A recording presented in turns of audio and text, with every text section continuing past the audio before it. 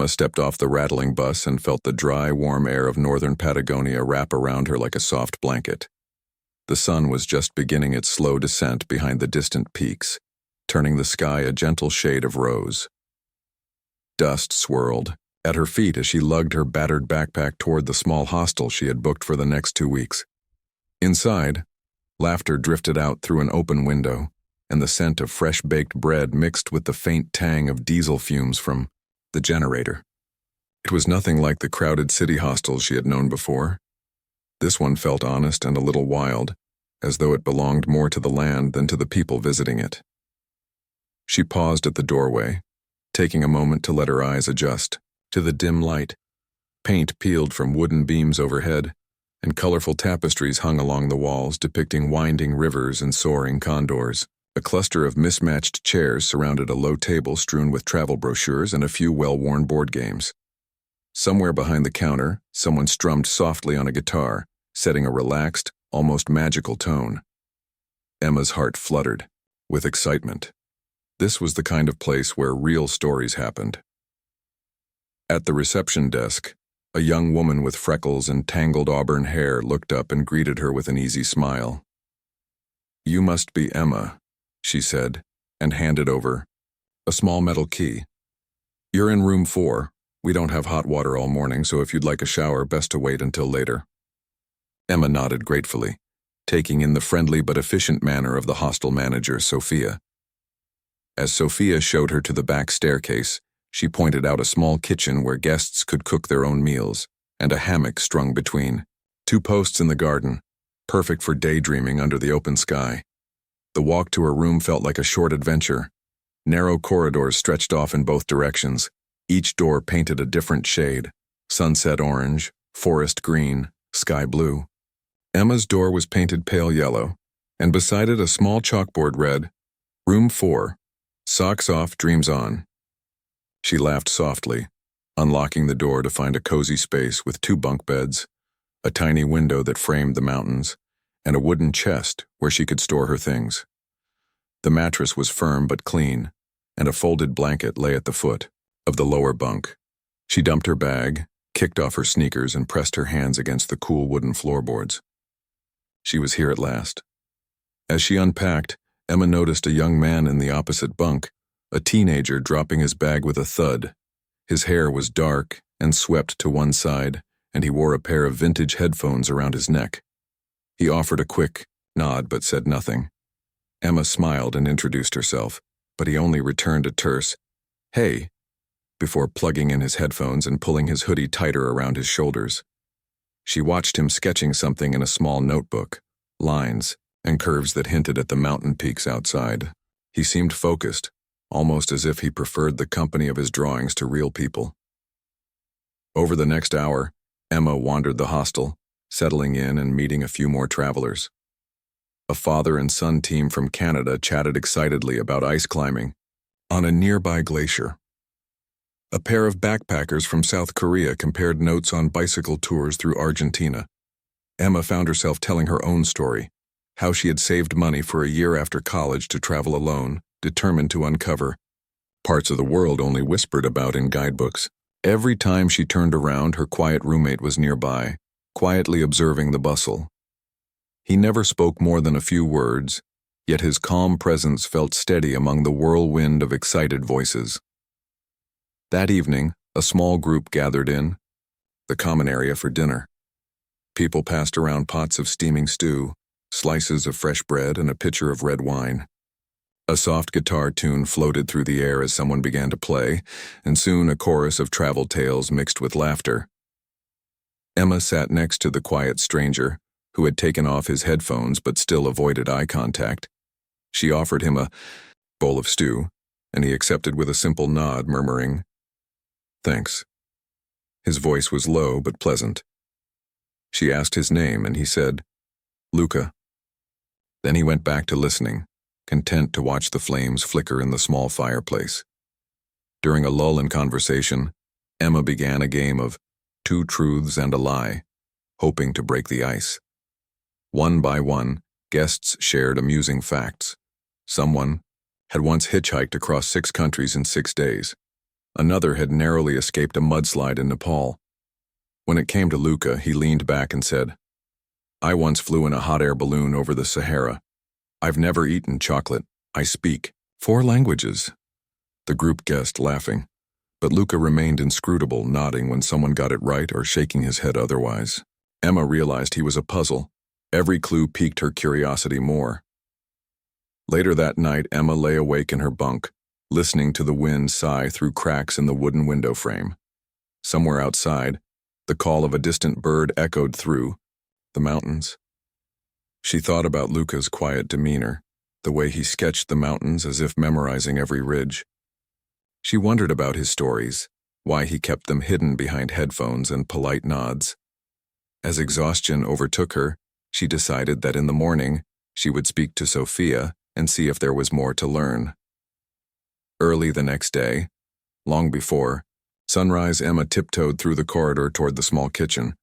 The hallway lights were dim, and only a few other guests were stirring. Steam curled from a kettle as she filled her mug with fresh coffee. The air was cool, and she wrapped her shawl around her shoulders. As she waited for the coffee to brew, she spotted Luca slipping past the door, dressed in a lightweight jacket and sturdy boots. He paused when he saw Emma, offered a brief smile, and was gone before she could speak. Emma hurried after him, curiosity lighting her feet. She followed him out into the chilly morning air. The sky was a pale lavender and the jagged peaks shimmered with frost. Luca moved with purpose, heading down a narrow dirt track that wound toward a stand of ancient trees. She called after him softly, and he stopped, turning to face her. His eyes were bright, curious but guarded. She said, "I was just wondering where you go so early."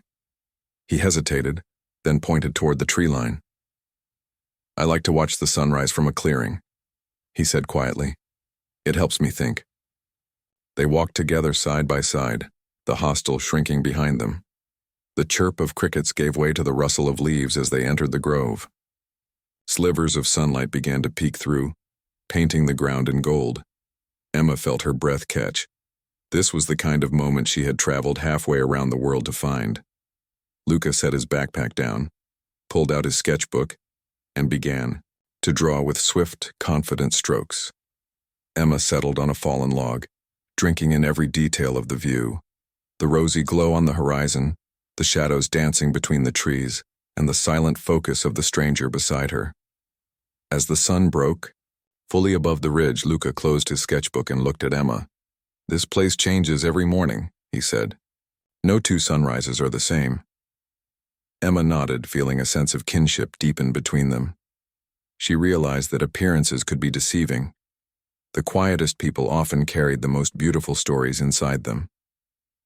In that hushed moment, she promised herself that she would learn Luca's story piece by piece, just as he was learning to understand the world through his art. And so, with the dawn as their witness, their real journey together began. Emma woke before dawn, her body still tuned to the rhythm of Patagonia. Through the thin walls of the hostel, she could hear the faint murmur of pipes shifting as the heating system attempted its daily sputter. She slipped into her hiking boots, careful not to wake the other guests, and crept into the hallway. The corridor was dark except for the soft glow of a single lantern dangling from a hook. The air smelled of pine and wood polish, and for a moment Emma felt as though she'd slipped back in time. She had only meant to fetch a refill of the strong Colombian coffee she had discovered in the kitchen the day before. But as she approached the common room, she noticed the door ajar and a single figure moving in the shadows.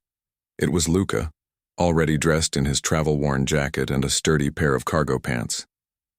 He moved with precision, no rushing, no wasted motion, simply gathering a small canvas bag and slipping past her without a word. "Luca?" Emma ventured softly, touching his shoulder. He paused, and she saw in his eyes a quick flicker of surprise, perhaps even a hint of relief that someone had noticed. He turned toward her, the dim light catching the sharp lines of his face. "Morning," he said, voice low. "What are you doing up so early?" she asked, trying to keep her tone light. "I have to meet someone," he replied. His words were brief, as though speech itself was something he measured and rationed. Be back before breakfast. Emma wanted to press for details, but he was already moving on, so she let him go. Instead, she returned to the kitchen and filled her mug, wondering who this mysterious someone could be. She took her coffee out, onto the small wooden deck where the horizon glowed faintly with a promise of sunrise. As she sipped, she plotted her own little reconnaissance. She would follow Luca, if only to discover one small secret. Later that morning, after the sun had risen high enough to chase away the final wisps of dawn, Emma found herself on the dusty path that led away from the hostel. The air was already warming and the landscape shimmered with heat. Memories of Luca's silent departure stirred her curiosity into action. She ducked behind a stand of low shrubs and watched the path. Her heart beat faster when she spotted him in the distance, tall and steady, moving toward a knot of grazing sheep beyond the ridge. Emma crept forward, gripping her camera tightly. She tiptoed over small rocks, careful not to snap a twig, her senses alive to every sound. When she reached the crest, she saw Luca kneeling beside a rugged trailer truck, one of those old, heavy-duty vehicles with mud-splattered tires and rust on the wheel wells.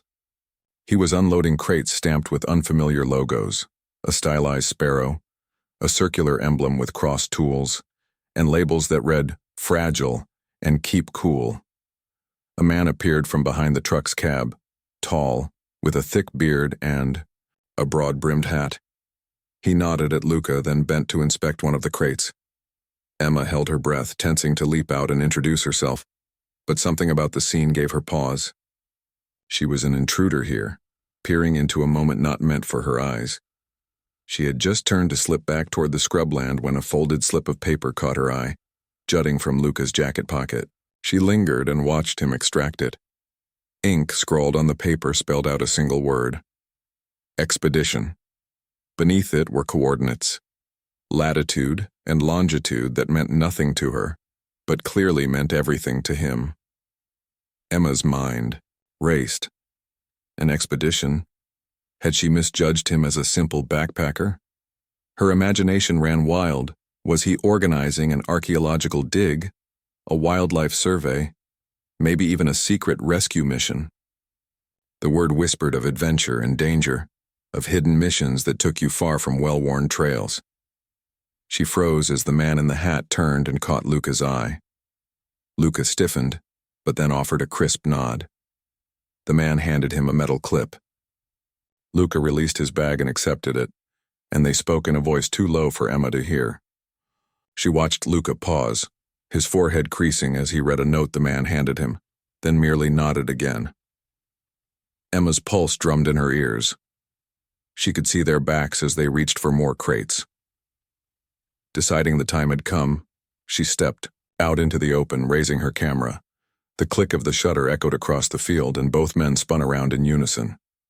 "Hey," Luca called, his voice sharp. Emma flushed, lowering the camera. Sorry," she stammered. He cut her off with a lift of his hand. "This is private," he said. His tone was firm but not cruel. Emma dropped her gaze, cheeks burning. "I didn't mean to intrude, I saw the crates." "The expedition," he said, folding his arms. "Yes," Emma said, trying to keep her voice steady. "I'm sorry, I was curious." Luca considered her for a long moment, as if weighing her sincerity. Then, in a gesture that surprised her, he reached into his jacket and pulled out the slip of paper with the coordinates. "These lead to an archaeological site," he said, voice low. "We're helping a team of scientists map an ancient settlement. They're using drones and ground sensors. That trailer carries equipment." Emma blinked. "Archaeology," she said. "That's incredible." Luca crossed his arms more comfortably. "It's work I do sometimes. Not every backpacker ships high-tech gear to the ends of the earth." Emma nodded, feeling a mix of awe and embarrassment. "I didn't know," she said. "I assumed." "Assumptions can get you into trouble," he replied, a faint smile tugging at his lips. His tone was gentle now, almost teasing. Emma laughed softly, relief washing over her. The man in the hat caught up, wiping his gloved hands on his trousers. "Is everything okay?" he asked, sounding curious rather than angry. "Fine," Luca said. "She's just interested." The man gave Emma a friendly nod. "Good. We need all the interest we can get. I'm Marco Salazar." He extended a calloused hand. Emma shook it, surprised by how solid it felt. "I'm Emma," she said. "I apologize for spying." Marco chuckled, straightening his hat. "Well, now you know. If you want to see how it all works, come by later. We could use an extra pair of hands." Emma's eyes lit up. "Really? I'd love to help." Marco nodded. "Meet us at the trailer around noon. We'll load the drones and calibrate the sensors." As he walked away, Luca caught Emma's eye. "No more spying," he said mock stern. "Promise," she replied, smiling. She watched Marco disappear behind a stand of alders, then turned back to Luca. "Thank you," she said. "I mean for letting me in." Luca shrugged. "Curiosity can be good," he said, "as long as you don't break things." Emma nodded, tucking a loose strand of hair behind her ear. "Okay," she said softly. "I won't." They walked together back toward the hostel, Emma's mind buzzing with excitement. By the time they reached the garden's edge, the sun was climbing high overhead, and the air shimmered with heat. Emma realized how ordinary her morning had seemed until she followed Luca. Now she knew there were layers to his quietness. Hidden talents, a secret mission, and a chance to step outside the world of typical tourists. Later that afternoon, Emma returned to the truck as instructed. Marco and 2 other crew members were pacing around the open field, unspooling cables and testing battery packs. Emma greeted them with a wave. "Glad you made it," Marco said. "Watch out for the wires, they can tangle like snakes." Emma nodded and bounded to help. Luca was already there, kneeling beside a sleek quad-rotor drone. He handed her a cable. "Attach that to the power port," he instructed, pointing. Emma clicked it into place, watching his hands move over the drone's body with practiced ease. He checked each propeller, tightened a screw, and ran data checks on a small tablet. She realized Luca was in his element here, confident, knowledgeable, and unfailingly calm. His silence in the hostel had concealed a mind that could operate complex machines and understand ancient maps. Emma felt a tingle of admiration. "What's the site like?" she asked, hoping to learn more. Luca looked up, shading his eyes. "Rocky," he said. "Lots of boulders. You'll see ruins, foundations of buildings buried under layers of sediment. We use LiDAR to scan beneath the surface." Emma's eyes widened. "So you can see through the ground?" "In a way," he said. "It reveals shapes, walls, pathways." He tapped the tablet. "Been waiting for clear weather to fly." Emma glanced at the sky. Puffy clouds drifted lazily above, but no threat of rain. Perfect conditions. Marco clapped his hands. "Okay, let's power up. Emma, you monitor the SAR camera feed. Luca, you control the navigation." Emma sat on a crate, the tablet resting on her knees. The drone soared into the sky with a gentle hum, rising above the field and heading toward a line of jagged hills. On her screen, the landscape spread out. Crimson earth dotted with sagebrush. The hostel's red roof, a small dot in the distance. She watched as sensor data flickered across the display, lines and shapes appearing like a blueprint. For the next hour, Emma and Luca worked side by side, guiding the drone in grid patterns over the site. Every now and then, Luca would point out a cluster of stones or an indentation that looked promising. Emma noted everything, labeling image files with careful precision. She even caught herself using technical terms she had only learned that morning. By the time they landed the drone, Emma's face was flushed with excitement. She could barely contain the questions. "What will they do with all this data?" she asked. Luca closed his tablet and looked at her. "They'll analyze it in a lab," he said. "Reconstruct the settlement. Learn about the people who lived here 1,000 years ago." Emma felt a thrill at the thought of touching history in such a direct way. You really do. Emma woke before dawn, her room still dim and quiet, with only the gentle creak of the old wooden floor to remind her she wasn't dreaming. She slipped on her slippers and tiptoed past the other bunks, careful not to disturb anyone. Outside, the air was crisp and smelled faintly of frost, even though the sun was already nudging the horizon with pale gold light. She wrapped a shawl around her shoulders and stepped into the hostel's small courtyard. That was when she heard it, a distant rhythmic thrum that grew steadily louder, like a great mechanical heart beating in the sky. Emma's heart began to race as she followed the sound across the lawn. Other guests, still half asleep, emerged, in pajamas and robes, squinting at the low morning light. The humming swelled into a roar and dust rose from the ground as something large glided into view. A matte black helicopter, sleek and powerful, hovered a few feet above the scrubby grass beside the hostel. Its rotor blades churned the cool air into gusts that tugged at Emma's hair and rustled the banners on the porch. For a moment, everyone stood frozen, jaws slack, unable to believe their eyes. Then, as if realizing the crowd was beyond surprise, the helicopter settled onto its landing skids with a gentle thump. The engine's rumble softened to a steady idle. Emma felt the ground vibrate beneath her feet. A pilot in dark sunglasses peered out from the cockpit, then lifted a hand in a casual salute. The door slid open, and Luca stepped out, his tall frame framed against the rising sun. He gave a small, easy smile to the assembled guests, as though arriving by helicopter was the most natural thing in the world. Gasps and murmurs rippled through the group. Some ran forward, cameras and phones raised. Others whispered excitedly, "Who is he? Is that even allowed here?"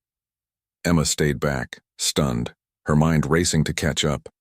She remembered his quiet sketches and shy nods, and she realized how completely she had misread him. He was no ordinary backpacker. As he clicked off his headset and tucked it under his arm, Emma saw the faint sheen of sweat on his brow, proof that he'd been flying for hours. Luca approached the little cluster of onlookers and held up a hand. His voice when he spoke was calm and warm. "Good morning," he said. "Hope I'm not interrupting breakfast." Some guests laughed nervously. One brave soul called out, "Where did you get that from?" Luca glanced at the helicopter. "I keep it here for work," he explained. "I help transport supplies and people to remote research camps. Thought I'd share a quick sunrise flight, if anyone's interested." Emma's breath caught. Sunrise flight? In her wildest dreams, she hadn't imagined such an offer. A few travelers exchanged excited looks. Emma hesitated, thought about safety and reason, but then her sense of adventure won over caution. She found herself stepping forward. "Can I?" she began, voice trembling. Luca nodded and gestured toward the aircraft. "Just strap in here," he said, pointing to a row of folding seats. "I'll take you out for 10 minutes. You'll see things no hiker ever will." Emma sank into a seat, her heart pounding, like the rotor overhead. Luca checked each harness with methodical care, then climbed up to take his place at the controls. The moment the blades lifted the helicopter off the ground, Emma felt a gentle weightlessness, as though she were floating. In a bubble of wind, the hostel shrank below her, its red roof, the hammocks, the dusty trail, all becoming tiny and distant. Luca guided the chopper toward a sheer cliff face where the mountains rose in jagged splendor. Emma pressed her forehead against the cool glass, her breath fogging the window. Below, a river carved a silver ribbon through the valley, and she could see tiny herds of guanacos dotting the plain like freckles on the earth. As they climbed higher, the air grew thinner and colder, but the view only became more breathtaking. Ice-blue glaciers spilled down from dark peaks, twisting and turning like frozen rivers. Emma gasped at each ice crevasse, each glint of sunlight on snow. She reached out a hand, as though she could touch the distant ridges. Luca glanced at her, eyes bright. "Never gets old, does it?" he asked softly. Emma shook her head. "It's more beautiful than I imagined," she whispered. They hovered above a hidden plateau where a mirror-like lake lay nestled between cliffs. The water was so clear it seemed unreal, reflecting the mountains and sky perfectly. Emma felt her chest tighten with emotion. She had traveled thousands of miles, but this moment felt like the culmination of every dream she'd ever had. Luca gently tapped the control panel and the helicopter settled lower, giving her a closer look. "Only way to get here in time for morning light," he said. "Footpaths would take days." Emma watched as the pilot's skilled hands guided the chopper to a light landing on the rocky outcrop. The rotors slowed and the rumble faded to a soft whisper. Luca unbuckled his harness and offered his hand to Emma. She stepped onto the stone platform, the cold biting through her clothes. The wind whipped around them. Together they approached the lake's edge. Emma knelt and touched the water. It was ice cold, like liquid crystal. She dipped her fingers in and watched the ripples distort the mirror image of the sky. They spent a few silent minutes there, each lost in wonder. Emma's pulse slowed, her thoughts drifting among the peaks. She finally turned to Luca. "I had no idea you did something like this," she said, voice full of awe. Luca smiled, a hint of shyness returning. "Most people don't," he replied. "I like keeping some secrets." Emma nodded, understanding the value of hidden worlds. She realized that beneath his quiet exterior lay a life of purpose and passion she could barely imagine. After a while, Luca checked his watch and signaled they should head back. They climbed into the helicopter, and with another burst of wind they were airborne. The return flight seemed too short. The valley shadows were lengthening, and the hostel was already coming into view. Emma looked down and saw Sophia waving from the garden, followed by Patricia carrying a tray of fresh pastries. The everyday scene felt oddly comforting after the grandeur they'd witnessed. Luca guided the helicopter in a gentle arc so they could take one last look at the glacial amphitheater. They landed smoothly beside the hostel. Guests cheered and rushed forward, eager to share stories. Luca shut down the engine and helped Emma out of her seat. She stepped onto solid ground, legs trembling from adrenaline. Sophia hurried over with a warm blanket. "Welcome back," she said, smiling broadly. "How was your flight?" Emma wrapped the blanket around her shoulders and grinned. "Life-changing," she said, her eyes shining. As the helicopter's blades finally stilled, dust settled around them. Emma looked at Luca, who was already securing his headset. "Thank you," she said, her voice earnest, "for letting me see your world." Luca nodded. "Glad you came," he replied. "It's more fun with company." Emma felt a thrill at belonging to his secret circle, if only for a few hours. She realized her first impressions had been so wrong that she could scarcely recognize the person who had sketchbook in hand among the hostel chairs. Later, over breakfast, guests buzzed with excitement, sharing photos and videos of the flight. Emma sat next to Luca, sipping her coffee. He talked quietly with Sophia about schedule and maintenance. Emma listened, heart full, knowing that life held more surprises than any guidebook could offer. She glanced at Luca, now energized, and at ease and thought of all the hidden layers people carry. And she knew she would never make assumptions again, because sometimes the quietest person harbors the wildest adventures. Emma watched as Luca guided the helicopter away from the scrubby clearing beside the hostel. The engine hummed a steady, reassuring rhythm, and the chopper rose into the air with smooth precision. As they climbed, Emma pressed her forehead to the cool glass and gazed at the landscape unfolding below. Rolling hills gave way to rocky outcrops, and patches of green forest appeared like islands against the red earth. Each moment felt like a gift, a private glimpse into a world few travelers ever saw. Luca adjusted the controls, tilting the helicopter toward the north. "There's a glacial lake I want to show you," he said, voice calm. Emma's heart skipped. She trusted him completely now, even though she still felt a rush of excitement at every turn. Through the window, she saw distant white lines tracing down the mountainside, rivers of ice slowly carving their way into the valley below. "Why this lake?" Emma asked. She wanted to understand why he had chosen this place for their adventure. Luca smiled, eyes on the horizon. "It's sacred," he said softly. "Not in a religious way exactly, but it touched me when I first flew over it. The water is so pure and still that it seems to hold memories." Emma nodded, imagining the mirror-like surface reflecting the sky and peaks around it. As the helicopter neared the landing area, a small ledge carved into the mountainside, Luca gently lowered the skids onto the stone ground. The rotors created a whirlwind of snow dust that swirled around them like confetti. Emma felt the cold bite at her cheeks as she stepped out, clutching her jacket tighter. The lake lay just a short walk ahead. The path wound through sharp boulders and icy patches. Emma's boots crunched on frost-hardened gravel.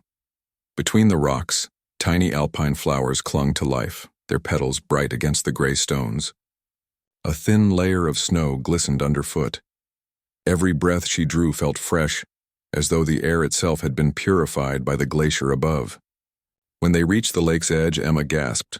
The water was a pale turquoise framed by cliffs towering on three sides. Sunlight danced across the surface, making it glow from within. Mist hovered low, drifting like a ghost over the water. She knelt and dipped her fingers in, sending gentle ripples across the glassy surface. The cold was shocking, yet exhilarating, like touching the heartbeat of the mountain. Luca stood back, watching Emma with a soft expression. He unfolded a small stool and placed it near the water. "Sit," he invited. "I want to tell you about why I come here." Emma sat, pulling her knees to her chest. She felt an odd mix of vulnerability and trust. The world felt both immense and intimate at that moment. Luca took a deep breath, gazing at the frozen expanse above. "My father was a pilot," he began. "He flew small planes on mercy missions, carrying doctors and medicine to remote villages. When I was a boy, I traveled with him. I watched him bring hope to people who had no other way to get help." Emma listened, imagining a young Luca beside his father in a tiny cockpit, blades chopping through clouds as they soared above vast landscapes. "One winter, we were flying to supply a research station," Luca continued. "A storm hit suddenly. The plane went down in a mountain pass. My father didn't make it." His voice trembled slightly, and Emma's heart clenched at the pain in his eyes. "I survived, but he didn't. I felt lost and angry at the sky itself." He paused, looking out over the lake. "I vowed then that I would learn everything about flying. I wanted to understand the wind and clouds so they would never hurt someone I cared about again. I studied aeronautical engineering and became a pilot myself." He glanced at Emma. "But I didn't want to carry cargo or passengers for profit. I wanted to honor my father's legacy of helping people." Emma felt tears prick her eyes. She reached out and placed a hand on Luca's arm. He gave her a small, grateful nod. "I work with conservation teams now," he said, voice steady. "We survey glaciers, track wildlife, deliver supplies to scientists. This lake is one of the last truly untouched places. We monitor it to see how it changes over time. It helps us understand how climate is affecting these mountains."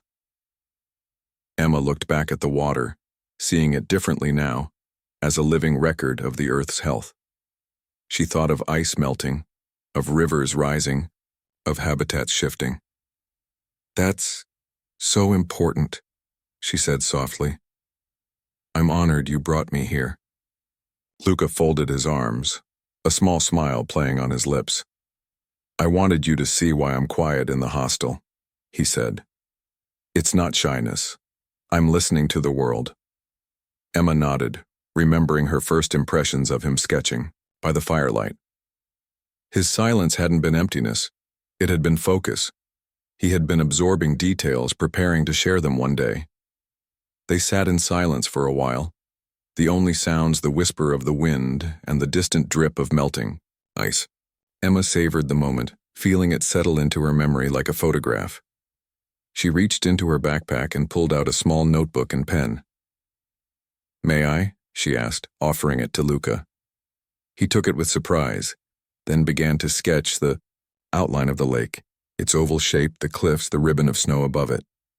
His lines were confident, capturing the lake's essence with just a few strokes. Emma watched him, amazed at how he could translate the landscape so quickly and expertly. When he finished, he handed the notebook back. Emma opened the page and saw the sketch come to life before her eyes. It wasn't a photograph, it was better.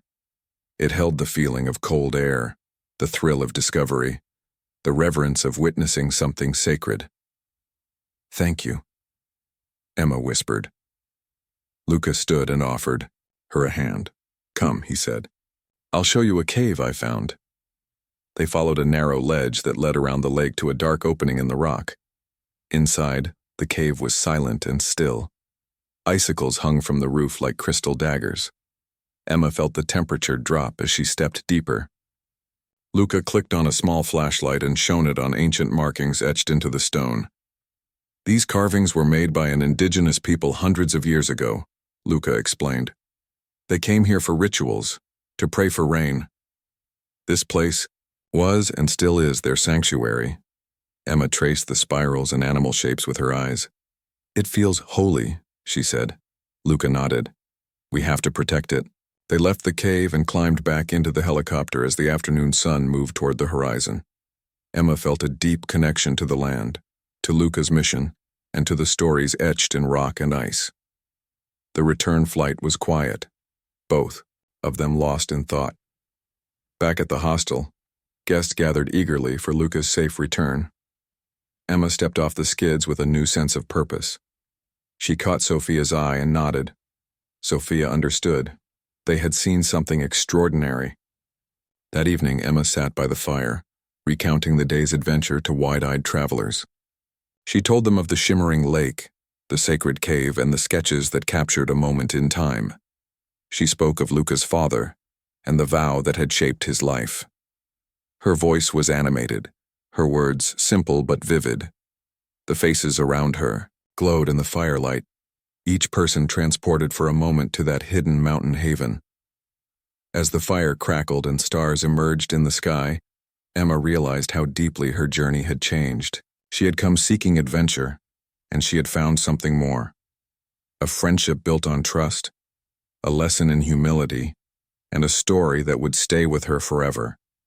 And she knew that whatever adventures lay ahead, she would carry the memory of the turquoise lake and the pilot who listened to the world. Emma woke before dawn on her final full day in Patagonia. The sky was a pale lavender and the air held a soft chill that spoke of the coming winter. She lay in her bunk for a moment, recalling the turquoise lake, the hidden cave, and the roar of the helicopter blades. A gentle excitement stirred in her chest. Today she would begin her own project inspired by everything Luca had shown her. She dressed quietly, careful not to wake the other guests, and slipped outside into the garden to breathe in the cold morning air. The mountains stood like silent guardians, and Emma felt their steady strength fill her with purpose. Over breakfast, Emma found Luca and Sophia deep in conversation. Large maps were spread across a table, marked with colored pins and notes. Sophia looked up and beamed when she saw Emma. "Ready to start?" she asked. Emma nodded eagerly. Luca folded the map and handed Emma a set of coordinates. "This is where a group of condors nests," he explained. "They need nesting boxes because their cliffs are eroding. We'll deliver materials by helicopter tomorrow." Emma traced the route with her finger. "Count me in," she said, surprising herself with how natural it felt to volunteer for such an important task. The rest of the morning was a flurry of preparation. Emma helped pack crates of wooden planks, hammers, and wire mesh into sturdy boxes. She labeled each box carefully, practicing the precise method she had learned during the archaeological survey. Sophia arranged refreshments, sandwiches, fresh fruit, and thermoses of herbal tea. Emma felt a sense of teamwork she had never known within the hurried world of backpackers. These people cared deeply about this land, and now she did too. It was more than sightseeing. It was stewardship of a fragile place. In the early afternoon, Luca took Emma aside. "I've never had a guest stay for more than 2 weeks," he said with a shy smile. "But I'd like you to come with me on tomorrow's flight." Emma's heart leapt. "I'd be honored," she replied. He handed her a small journal and a pencil. Take notes, he said. Record what you see and feel. One day you might lead a project like this. Emma accepted the gift, her fingers brushing his. She felt gratitude for his trust and excitement at the chance to prove herself. That evening, guests gathered for a farewell dinner under the open sky. String lights cast a warm glow over long wooden tables. Emma shared stories of the glacier, lake, and the cave paintings. She described Luca's calm skill as a pilot and the way the golden light touched the mountains. Listeners leaned in, eyes shining. When it was her turn, Sophia stood and raised her glass. To Emma, she said, voice ringing, for showing us how wonder can be found when we break our own boundaries. A chorus of "Salud" rang out, and Emma felt tears prick her eyes. After dinner, Luca led Emma to a quiet spot by the hammock. The Milky Way stretched above them, and the cool night air smelled of pine. He reached into his jacket and drew out a neatly folded paper map. "I want you to have this," he said. The map was hand-drawn, detailing remote airstrips and hidden valleys he had discovered over the years. "Use it to find your own adventures," he told her. Emma unfolded it carefully, tracing the routes with wonder. "Thank you," she whispered. "I'll treasure it." The next morning, dawn broke with pale light as Emma packed her bag. She took one last walk through the hostel garden, touching the wavy leaves of the potted plants and inhaling the scent of lavender. She paused at the door of room 4 and ran her hand along the yellow paint, remembering how it had felt to arrive. At the reception desk, Sophia hugged her and pressed a small embroidered pouch into her hand. "For luck?" she said. Emma nodded, her voice catching. "I'll come back," she promised. With her backpack securely fastened, Emma climbed the hillside toward the dirt road. She glanced back once and saw Luca standing at the edge of the garden, hands in his pockets, watching her go. He nodded and raised his hand in farewell. Emma smiled and waved, feeling both excitement and sadness, as she set off toward her next destination, a highland village she had chosen using Luca's map. She felt the weight of possibilities stretching out before her. On the dusty road, Emma stopped to rest by a cluster of wildflowers. She opened the journal Luca had given her and began to write. Notes on the journey, sketches of mountain ridges, thoughts on what she had learned. She scribbled ideas for a conservation blog, plans for photo essays, and a list of contacts she'd made. Each word felt like a promise to herself, to the land, and to the spirit of adventure Luca had rekindled in her heart. As afternoon shadows lengthened, Emma reflected on the quiet man who had arrived in the hostel 1 week ago. She thought of his sketchbook, his secret missions, and the way his silence had held a world of meaning. She realized that assumptions could blind her to hidden depths, and vowed never to judge a person by their first words or muted presence. Curiosity, she understood now, was the key to unlocking real stories, both of people and of the earth. That evening, Emma pitched her tent beside a crystal-clear stream under a sky painted in pastel hues.